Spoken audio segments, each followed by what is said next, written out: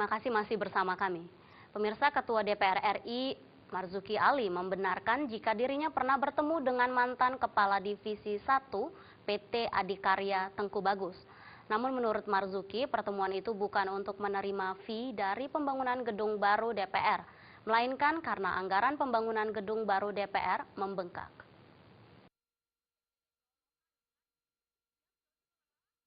Marzuki mengakui pernah bertemu dengan Tengku Bagus Muhammad Nur untuk membahas proyek gedung baru DPR RI.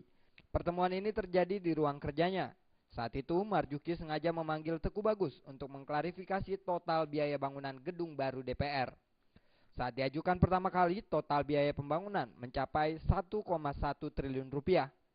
Angka ini yang membuat Marzuki Ali memanggil Tengku Bagus dan meminta agar total biaya dapat ditekan. Marzuki juga menolak jika dirinya dituduh menerima uang dari proyek gedung baru DPR RI tersebut.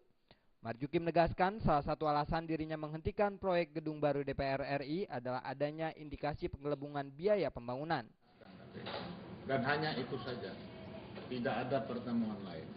Jadi hanya untuk memastikan bahwa saya tahu itu terjadi sesuatu yang tidak baik. Konsultan.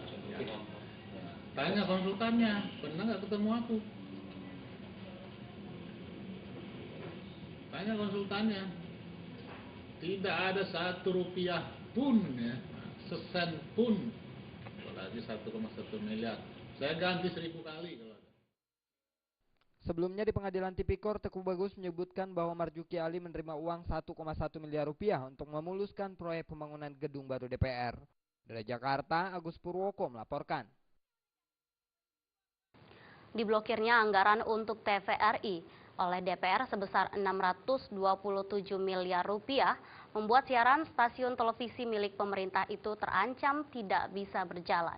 Bahkan keberadaan TVRI di daerah terancam tertutup akibat pemblokiran anggaran ini. Lembaga Dewan Pengawasan Penyiaran Publik LPP TVRI menyayangkan pemblokiran anggaran siaran untuk TVRI sebesar 627 miliar rupiah yang dilakukan DPR. Ketua Dewan Pengawas LPP TVRI Elprisdat M. Zen mengatakan pemblokiran anggaran tersebut dapat mengancam siaran TVRI dan tidak bisa berjalan seutuhnya. Pasalnya, anggaran yang diblokir adalah anggaran yang digunakan untuk biaya produksi, biaya alat peliputan, dan biaya pemancar.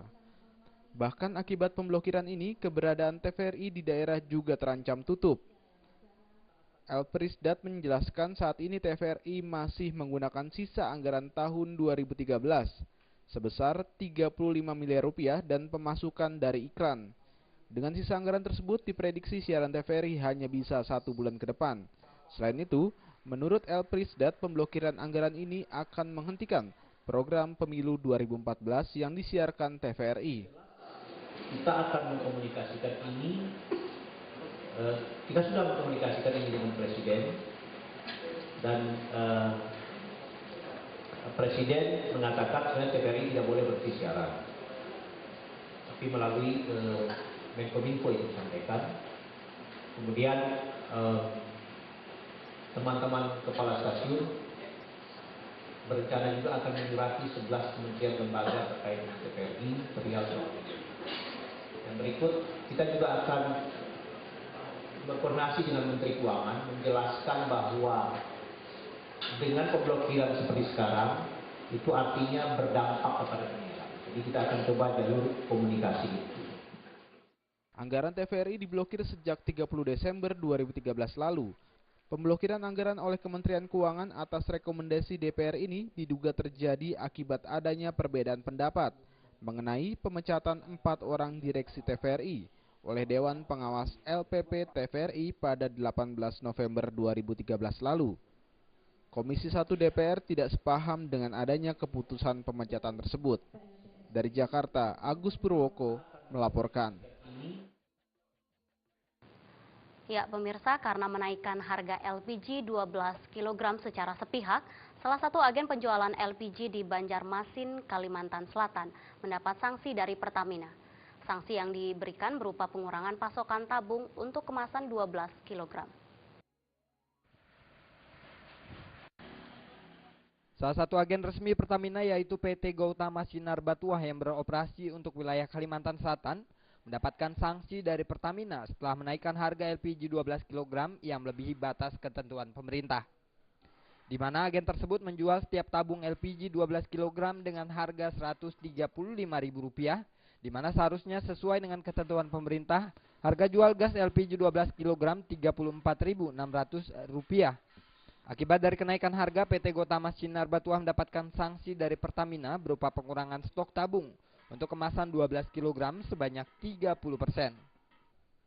Dari pengakuan General Manager PT Gautama Sinar Batuah Michael Jalal, bahwa memang PT Gautama Sinar Batuah kenaikan harga LPG 12 kg tidak sesuai dengan ketentuan pemerintah.